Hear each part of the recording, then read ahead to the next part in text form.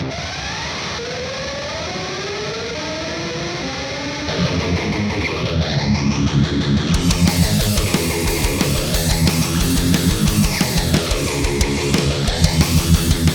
lovely freaks, and welcome back to the podcast. I'm your host Amanda. And I'm Hannah. And if you're new here, hi, welcome. If you like things strange and unusual and true crime, you can go ahead and hit that subscribe or follow button. You can also head down to the description box and you'll see a link that will take you to our link tree. That'll give you access to all of our social media like Twitter, Instagram, and all that jazz. Yeah. Alright guys, so we're back. I almost called myself Amanda. And then I was like, I'm not Amanda, I'm Hannah. A different person. Yeah, we're back. We're not on camera today. It's been a long...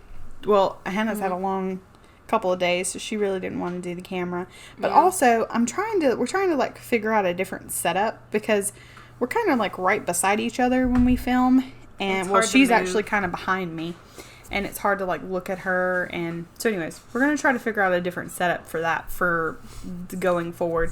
So that way we're kind of, like, beside each other, or maybe you're, like, across from each other or something. That'd be nice. I wish we had, like, cameras and we could sit on couches, and that'd be nice. But we're not rich, so. Well, I mean, I have a camera. It's just... Like, two cameras. We'd have to, move all that shit in there. Yeah. Or, like, I guess we could push that up there. We could. Idea. Anyways, okay. So, what was I going to say? Oh, and if you see the description, you'll notice that we're not talking about a serial killer this week. Just simply because I didn't feel like being depressed and doing that again. I realized, like, doing a month long of serial killers was kind of a bad idea because that's a lot for me to, there's no, like, break of niceness, I guess. I mean, we don't really do anything nice. It's a lot of information that you have to do and take, and you have to really submerge yourself in it. That too, yeah. So, one thing that we do want to talk about before we even get started, we're going to address this issue because I think it's absolutely fucking insane. So, we're going to talk just a second about the whole... I don't know if you guys have seen this. First, let me preface this by saying I'm not one of those people, like, I'm not a Karen, I guess is the technical term for it. I'm not one of those people that really gives a shit what you do with your kids. Like, I'm not going to be like, oh my God, you shouldn't do that. Like, But this is one thing that I do agree you shouldn't do with your kids because it's disrespectful. And that is let them dress up as Jeffrey Dahmer for Halloween. Yeah. Like, I don't know if you guys have seen on TikTok, but there's been a lot of parents who are letting their sons dress up as Jeffrey Dahmer. Mm-hmm. There's even, like, I think it's on Amazon, actually. There's, like, actual, not the actual... Costume, but it's, like, what's the word? Like, a replica of, like, his glasses and, like, different things that you can, like, get a Jeffrey Dahmer costume. And I'm just like, what the fuck is wrong with people? Yeah. Like, I don't understand... and another thing is, even his parents, Tony's parents, or either, I don't know if it was his mom, or maybe it was his sisters, or what the case is, but they came out on the news, and they were, basically his family, Tony's family, and they were like, hey, we really would appreciate no one dressing up as the man who murdered our brother, cousin, whatever, because we don't want to see little Jeffrey Dahmers walking down the street. Just sick. That makes me sick to my stomach. Like, imagine that. Yeah. And for any of you dumbass women out there that are like, oh my God, it's not that big of a deal. Like, because I saw so many comments of people being like, that happened like 40 years ago. Like, get over it. Like, what the fuck is your problem? There's still families you have that are around. absolutely no right to tell somebody when their grieving time should be up. I mean, it's insane to me. And I think, I hate to say this because, like, it makes me sound like I'm pissing on our own podcast, but we try not to do our podcast in a way that makes you feel sorry for the serial killers or anything like that. So, but it really, all these true crime podcasts and YouTube channels and all that, I feel like have actually desensitized people. Like, I will tell you guys more than once, I've said this in a podcast, please remember that this is actual true things that have happened to people. This isn't just some story that we're telling you guys that we made up or that was like on a Reddit post or some shit like that. Like, this is actual people that have actually been through that. And I feel like maybe people are just desensitized to murder, and which sounds really shitty. But try to remember that when you're when you're listening to podcasts, you know, because I feel like, I mean, I know I'm pretty desensitized when it comes to things like that. Like, as far as, like, I can straight up tell you guys, I'm really desensitized. Like, nothing really bothers me much when I listen to podcasts or something like that. But that's because I've been listening to true crime since I was probably like 15 and been like hearing about it, learning about it, stuff like that. But that doesn't mean that I don't feel for the victims, and that doesn't mean that I just think this is some story that was made up. Like, I can still differentiate between fact and fiction, and I feel like some people here lately just can't. Like, they just think it's just some trend or some shit. And they think it's just, oh, I'm dressing up as Evan Peters, who was in the show. Yeah. It's a real person. This is a real event that actually happened, and it's disrespectful. And people are saying, well, what's the difference between dressing up like Chucky and dressing up like Jeffrey Dahmer? Because Chucky's a fictional character. Yeah, literally. He didn't hurt real people. Yeah, that's the difference. That's the difference. So yeah, hopefully you're not a piece of shit and you didn't decide to dress your kid up as Jeffrey Dahmer. If you did and you want to comment down below some of your bullshit rant about how it's okay, there's nothing for you to say. You can just skip that part because I'm going to tell you you're a dumbass. Especially, like, I've seen TikToks. That's pretty much all that is. Of people that have a serial killer party and they dress up like serial killers. You're fucking stupid. Yeah. I'm sorry, but you're a dumbass. Because that is extremely disrespectful. These are people that actually kill people. And the fact that you're pretty much praising them, you're stupid. Yeah. You're straight stupid. Yeah. It's I haven't seen that, but I have seen. And it's so funny because I've seen it and then I've seen so many people like it and go, oh my God, I should do this. We should do this with our friends. And I'm like, what? Are y'all crazy? Yeah, I don't get it.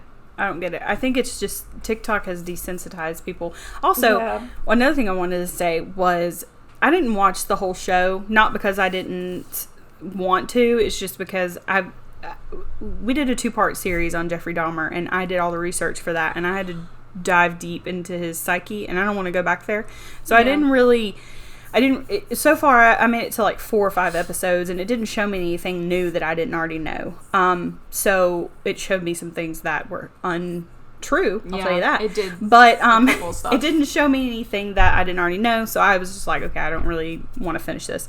But Hannah watched it, and you can tell me whether this is true or not. I mean, I felt like they didn't really, like, in our podcast, in most people's podcasts, when they talk about Jeffrey Dahmer, they go into like detail of what he did with the bodies, or where they were, like in the shower. He would shower with the bodies and stuff like that, the already dead bodies, and he would just not toss them out. That's his exact words. He'd be like, I just didn't have time, so I would like shower and go to work, and the bodies would be in the shower. So they didn't show any of that in the show, did they? Not too much. Yeah. So like, which is fine. I think that's just for respect. That's fine. But what I'm saying is I think these people think that maybe he just, like, it didn't really give me a sense of the monster that he actually was. Yeah, that's true. And so maybe, I mean, not that if you get, strangled to death, that's not a serious thing, but I think people just don't understand how big of a monster he really was based on this one show. Like, if you want to really know, you need to dive deeper, and you need to really research, because it's not just the show. Or just see the pictures. Yeah, they're on the internet. The show didn't depict perfectly the monster that he was. Yeah. So yeah, I mean, so go do your research and then tell me you still want to dress your kid up like that. Like I'm glad that or you want to dress up like that if you're a man listening to this, or a teenage boy, and you're like, oh yeah, Jeffrey Dahmer for Halloween. Whatever. They definitely, like, at the very end, they did kind of pan the camera to the victims, and I liked that. And they kind of, when Jeffrey Dahmer, I'm glad they spoke about this, because he was, like, bragging in jail. Yeah. Which is, I'm glad they put light to that, because a lot of people are like, oh, he just, like, forgave his sin. Like, he felt so bad. Because I mean, at the end, he did, kind of, but he did brag about killing people and all that other stuff. But I'm glad that they did that, but I still think that it was good. It could have been better, and there was a lot of stuff that was untrue that, like, Hollywood put in there, of course. Yeah, to just add their touches to it. Yeah, but I think a lot of people need to realize this is real life. These are actual people. Yeah. You know? And I'm really surprised. Like, I like Evan Peters as an actor, but I'm really surprised since the families came out and said that on the news about no one, please don't dress as Jeffrey Dahmer. I'm really surprised he didn't come out and say, because I would have, if I was an actor playing him, I would have been like, hey, why don't you quit being fucking weird? Like, we're not doing that this Halloween. Extremely pissed off. Like, I didn't do this show so you could dress like the character that I'm portraying for Halloween. Like, that's not what I did this for. Like, you know the TV series, You, from Netflix? Yeah.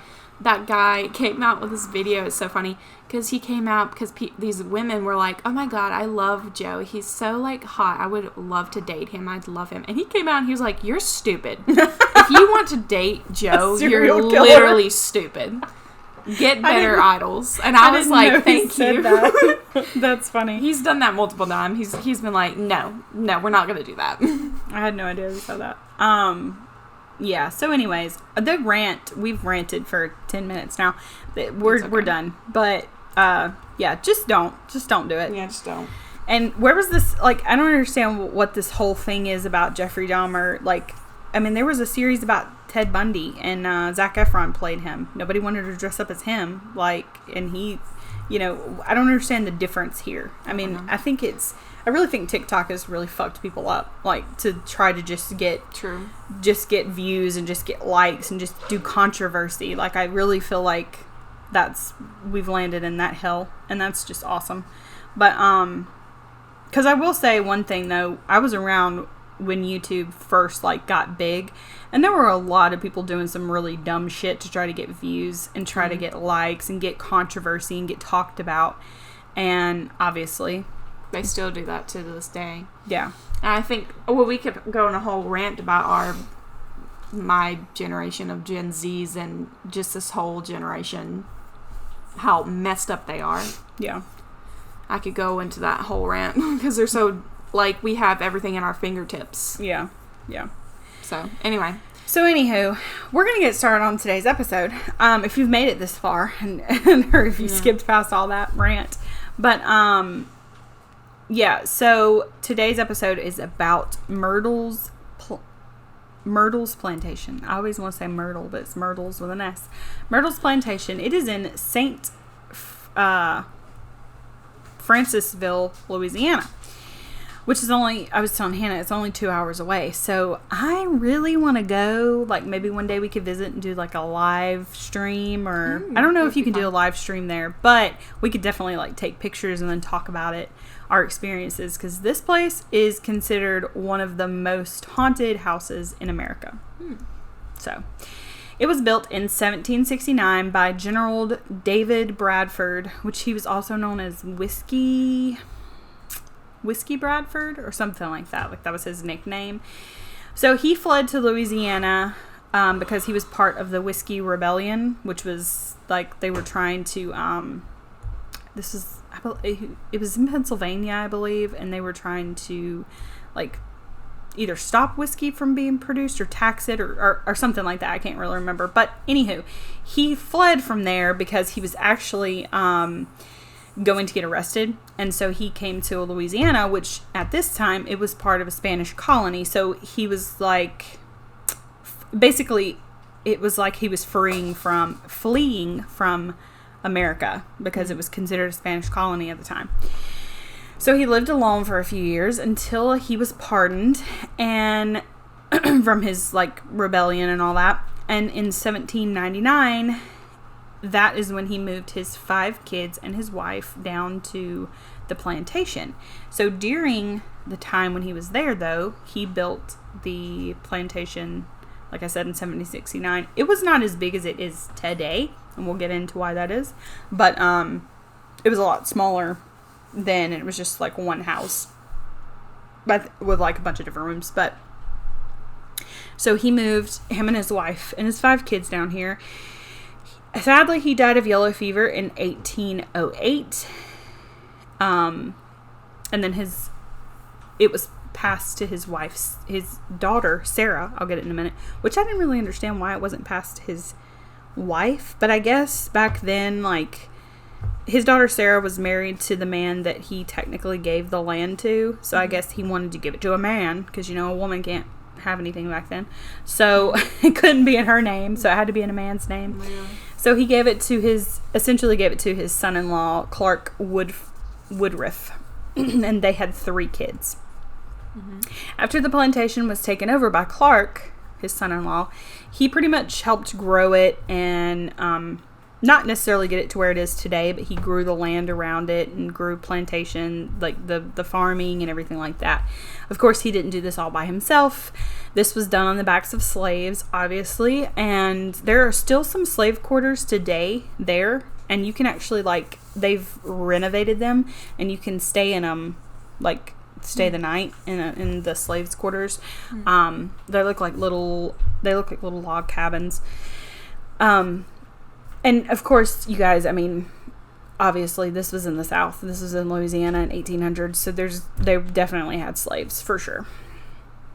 Now, one of the stories / legends behind this haunted, like one of the hauntings on the plantation, is a young slave girl named Chloe. Mr. Clark, the son-in-law of the guy who built this place, he was considered an honest man. Like, everybody in town was like, he's such an honest, hardworking man. But little did they know, he was a piece of shit. Because when no one was around, he began to force himself on the slave women, you know, constantly. He would have sex with them, and there's some speculation that he maybe had some babies with them, which this was not uncommon. It was very common. Unfortunately for the slave women back in the day, because, which we'll get into that in a second. Let me finish this. So anyways, Chloe was one of the slave women that he had sexual relations with for a few years, actually.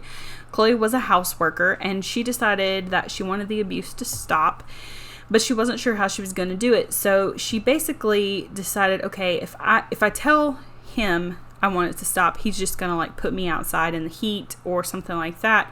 If I tell the wife, she's going to accuse me of lying, or he's going to kill me or something like that. So she decided that she would, since she worked in the house, she was like, okay, I'm going to, like, eavesdrop in on their conversations. And if she starts suspecting things, then I can be like, hey, yeah, you're right. You know? Yeah. Kind of like, she was thinking very smart. Yeah. It's very smart. So she started eavesdropping, and Mr. Clark unfortunately caught her one day, and when he did, he decided to cut off one of her ears. So he did that. What a dick. After that, she had to wear a turban, like, around her head, because she didn't want to, like, show her deformity, like her ear. It was considered a deformity, so she didn't want to show it. After this, Chloe wanted revenge. She was pretty pissed, which I can understand, because she was basically raped by this man, and, you know, I mean, he took her ear. I mean, obviously that would be upset as well. Yeah. So she was also a teenager, by the way. I don't know if I mentioned that. She was not a woman or, you know, a young girl, but she was like a teenager. I think she was maybe 14, 15 range, somewhere in there. Mm-hmm. So she decided that she was going to poison the family one night, and that's what she did. She poisoned their dinner. After this, I believe it was 2 days later, which is really odd. I think it was 2 days later is when the wife and 2 of the kids died. So after this, he went to the funeral, like Mr. Clark, and he was gone. And when he was gone, the slaves were pretty pissed about this. I don't really understand why, but it's said that they were mad because they didn't want Mr. Clark to think that they were all in it together, and then all of them die, or some of them are in it together, and, you know, he kills half of them, or whatever. Whatever the case, they drug her out of her bed, Chloe. They drug her out of her bed one night and hung her in a tree, weighed her body down with bricks, and then put her in the Mississippi River. Now here's the weird part about all this. On record, the wife and the 2 kids didn't die of poisoning. They died of yellow fever. Actually, it says on the record, like, the medical examiner, or whatever you want to call them back then, they're kind of separated. Like, the kids died a couple of months apart, and then the mother died. So was this an actual story, or was this something, because even when you go on the tours today, like, they'll tell this story as part of, like, her ghost spirit that you may see around the plantation, which there are some pictures of what people believe to be Chloe. Or maybe the family just didn't want controversy. That's what I was thinking. The family was probably like, let's just keep this in the down low. Now, I have, did she actually kill them and murder them with poison? I don't know. I have no doubt that those things happened to her. I will say that for sure. Oh, there was another thing that said maybe she didn't mean to poison them. Maybe she poisoned them, but she didn't mean to poison them as much because she wanted to, like, nurse them back to health and show the Mr. Clark that she was, like, good enough to stay in the house, and not be kicked out into the fields. Because apparently, which I'm sure, either way, being a slave would have been fucking awful, but apparently the fields, like, working in the fields was the worst job you could have because it was hot and... Yeah, especially in the South. Yeah, I don't doubt. I don't even see how these motherfuckers did not have air conditioning, because no.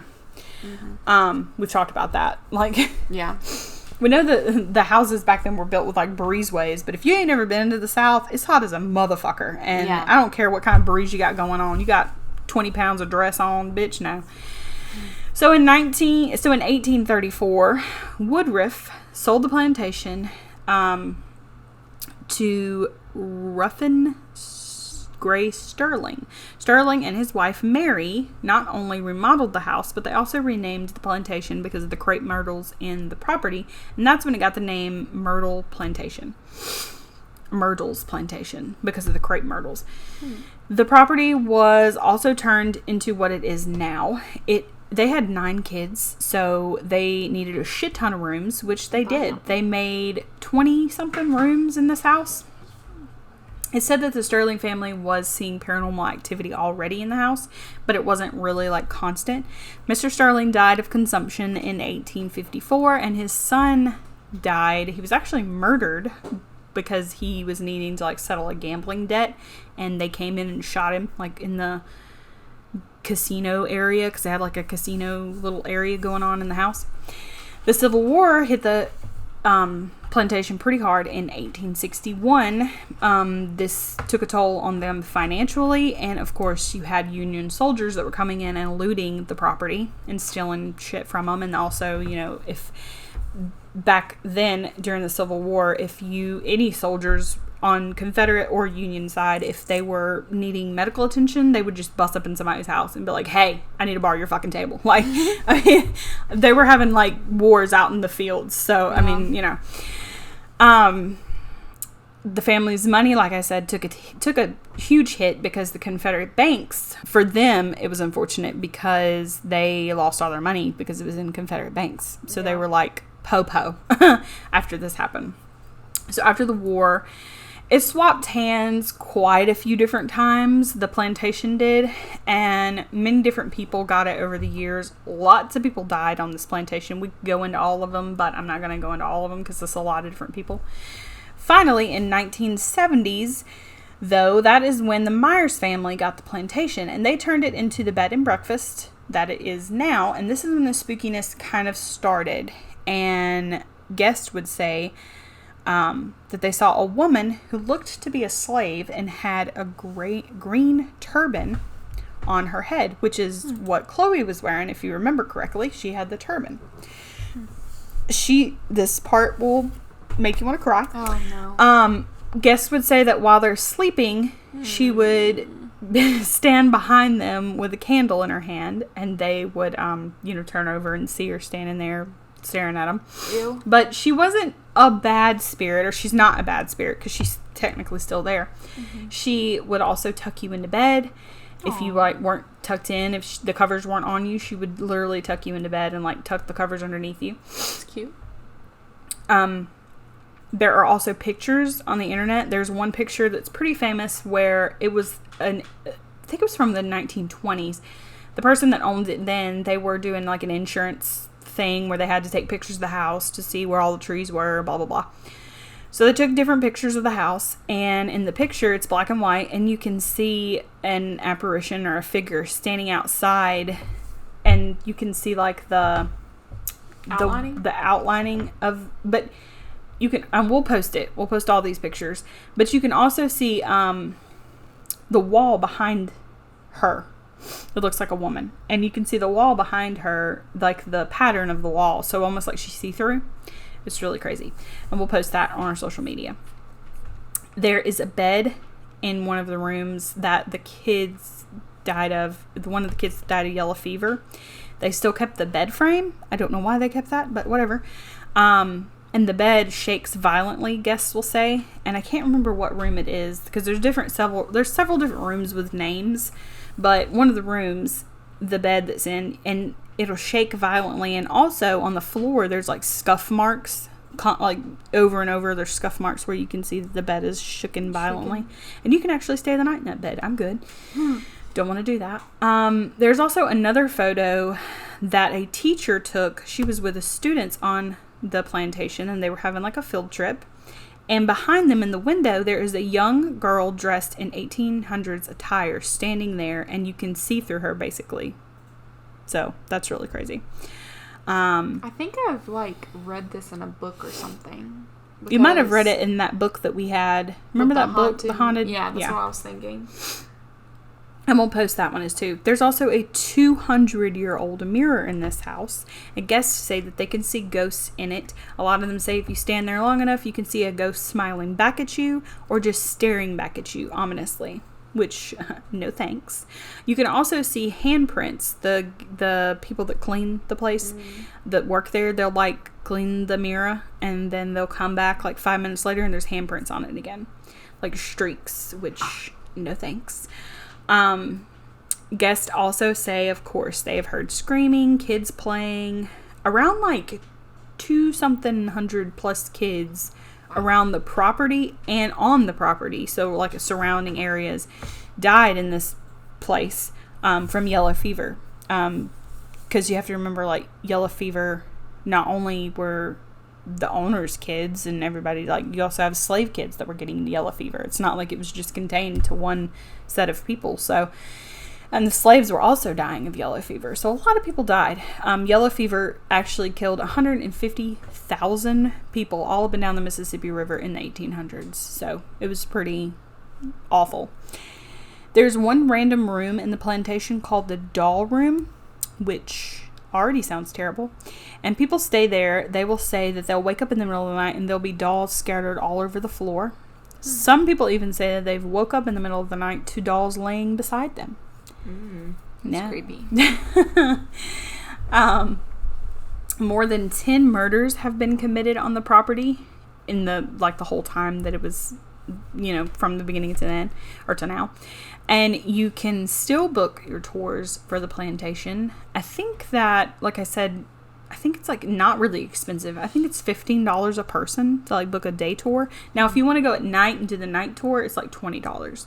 But yeah, it's really not bad. They have a restaurant, they have a bar, they have something else. I think you can even have your weddings there, which no thanks. No, I don't want to do that. I think it's that one. It might be a different one I'm thinking of. There's one plantation I know for sure where you can have a wedding at, and it's like a haunted plantation. And I'm just like, why would you want to start your life off that way? I wouldn't want to do that. But yeah, so that is Myrtles Plantation. Real short episode for you guys, but it was kind of interesting. I definitely think I want to go. Yeah. We should go. We could go like during Thanksgiving break. Yeah. Like just take a day and go down there. Doesn't necessarily have to be at night, but I mean, because those pictures were taken during the day. So yeah. I mean, but yeah, I would love to go because I know we talk a lot about paranormal stuff, but I'm a skeptic in the sense of I've never seen something like that. Like, not really. I mean, we've talked on this podcast once before about, I think you remember I told you about the thing that was standing outside and I thought I saw something. But I've never, like, really seen some shit. And I want to see some shit. Kind of. You're over there like, no, you don't. No. But I'm just like, Hannah's very sensitive to that stuff. Now, aliens... Or wait a minute. I didn't see an alien. UFO. I did see that. I'll stand by it till the day that I die. I saw a UFO. But, so yeah. But I just haven't ever experienced that. And I would try to let me phrase that. I'm not going to try to open myself up more before we go. Like in a, because you can like do certain things to literally spiritually open yourself up. But I don't want to do that because I don't want some bad shit coming in. I just want to like go into this with a clear head thinking, if I see something, I see something. If I don't, I don't. So, but yeah, I mean, every single guest pretty much that goes there says that they've heard screams. They've heard, there's a ghost that walks around going, oh gosh, what does he do? I think he walks around going, no, no, or something like that. There's another woman that stayed. Oh, there's a story of this woman. I think she was writing a book or something. Her and her mom were there in the bed and breakfast, and they were in the bed. I think it was in the doll room, and they felt like, when a little kid like gets in between you and somebody sleeping in the bed, they felt like somebody get in between them like that, like a little toddler or something, which is so sad. But yeah, they felt that. There's just been tons of stuff, so I'd be interested to go. Hopefully we'll go. If we do, we will post pictures, or maybe we'll try to go live if we can do that. I don't know if they'll let us do that. Like we could do it on YouTube, or we could do it on Instagram. But I don't know if they might be like, hey, you can't record, you can't record in here. I feel like they would do that. Yeah. I don't even know if we're allowed to take pictures. I think you're allowed to take pictures. I just don't know about recording. So. Yeah. All right, guys. Well, anywho, hopefully you enjoyed today's episode and had a spooky time with it. Tomorrow, for you guys, because you'll be listening to this Sunday, tomorrow will be Halloween, so happy Halloween. We hope that you have a spooky time and have fun. Stay safe. Don't let your kids dress as Jeffrey Dahmer. Please. Or any serial killer that's a real one. So, yeah. And we will see you guys next week. Bye.